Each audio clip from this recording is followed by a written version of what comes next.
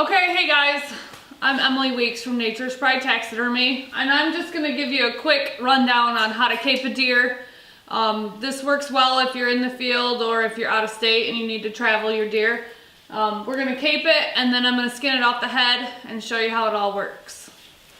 So you get your deer hung up upside down, of course, and your first cuts are going to be along this white line, and this is your cut for into your armpits, which a lot of people screw up. But there's a natural line between the white and the brown hair that you'll go along, okay? And then you go through it, through the armpit, keep the white hair, and then you go up to your gut line.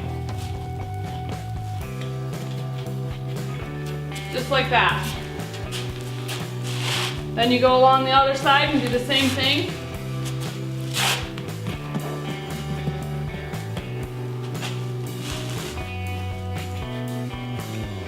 Okay? Then where all your cuts come together as your gut line and your armpit line, then you go right around the belly just like a circle.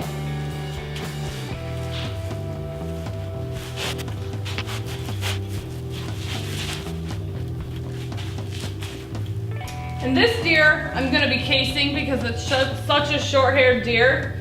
But any deer that pretty much once it starts getting pretty cold and they have great hair on them, you actually can cut it down the back and it becomes easier to skin.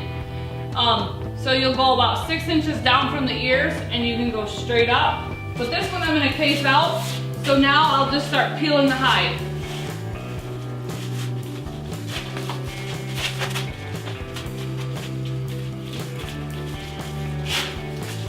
So, and then another important cut to make is how far down on the legs to go past the armpit.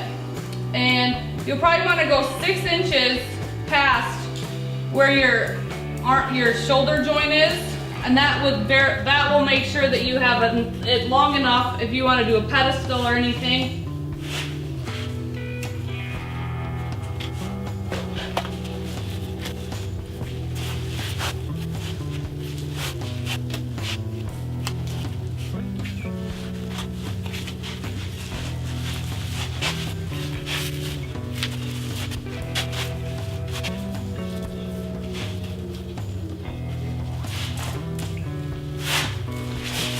So the best way to do this is just keep peeling and cutting.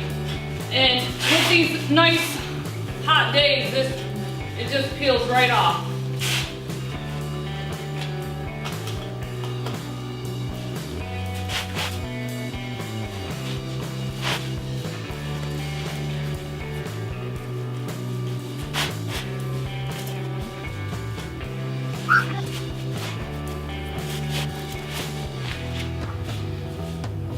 So at this point it becomes a personal preference how far down you want to go on the neck. Some people don't save their neck meat, some do. So the farther down you go, the more neck meat you can save. Okay, so especially when you're stocking it out, it just is kind of tedious. So just be patient.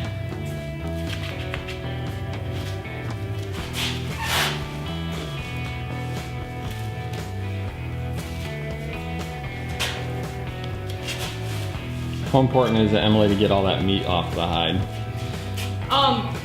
It's pretty important, and that happens after I've gotten it off the head. I'll flush it. But right now, when you're doing this, there's a certain amount of meat that's going to stick to the hide. So it's better to have it on there because it protects you. So your knife will cut through a little patch of meat before you get the hide, so you'll know when to stop.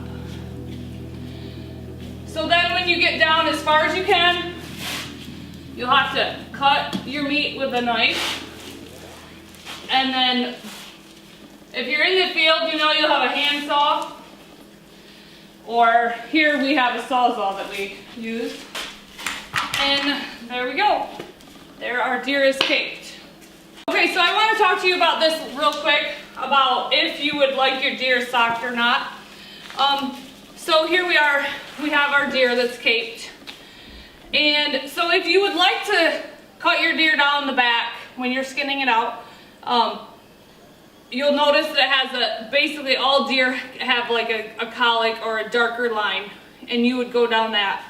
I'm gonna have to V-cut this, so you go from each back of the antler, a V down between the ears, and then I'll go down about 6 inches like I had said before. With the short-haired deer, it's really hard to hide the stitches, so that's why we really try to get use the socking method, because then it's less sewing, and then you'll be able to really show the veins and the really cool texture of the hair and not have to worry about hiding stitches when you're sewing it up. As soon as the frost comes on and the deer start getting longer hair, you know, that's not really an issue, because the hair gets longer and it covers it up. So, and then it makes our job easier, because socking is kind of a tedious job, but we do it because it makes a better mount.